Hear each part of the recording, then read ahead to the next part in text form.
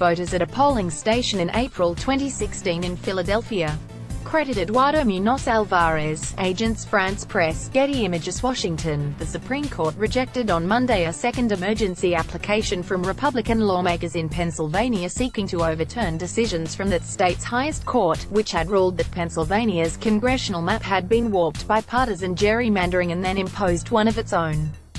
The ruling means a new map drawn by the Pennsylvania Supreme Court will very likely be in effect in this year's elections, setting the stage for possible gains by Democrats. Under the current map, Republicans hold 12 seats while Democrats hold 5 and are expected to pick up another when the result of a special election last week is certified. The latest application was denied by the full Supreme Court without comment or noted dissents. In a terse ruling in January, the Pennsylvania Supreme Court struck down the state's congressional map, saying that it clearly, plainly and palpably violated the state's constitution.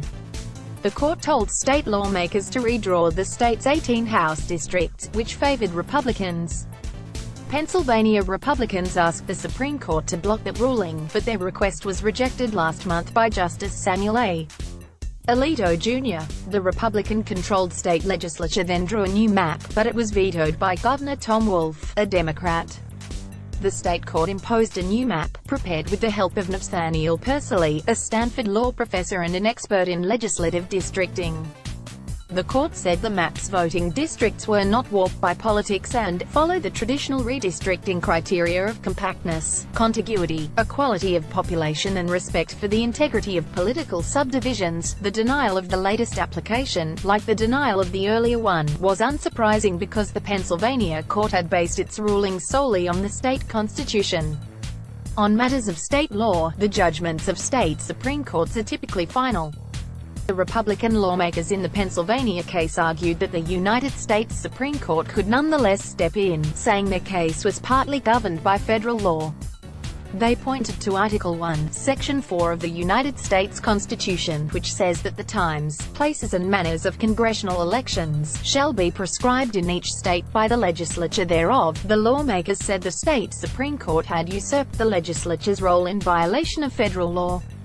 That argument did not appear to gain traction with Justice Alito.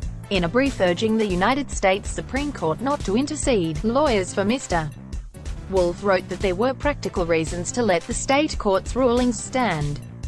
A stay at this point, they wrote, will force the congressional primaries to be rescheduled at an estimated cost of $20 million, or cancelled entirely. Hours before the Supreme Court issued its order, a panel of 3 federal judges rejected a third and quite similar challenge to the state Supreme Court's map from Republicans in Pennsylvania's state Senate.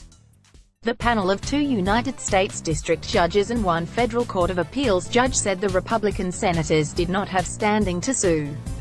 While further court challenges are possible, Monday's decisions make it very likely that this year's congressional elections in Pennsylvania will be conducted using the new map, which will help Democrats. The Supreme Court has been intensely engaged with the question of partisan gerrymandering, in which the party in power draws voting districts to give its candidates lopsided advantages, in cases this term from Wisconsin and Maryland.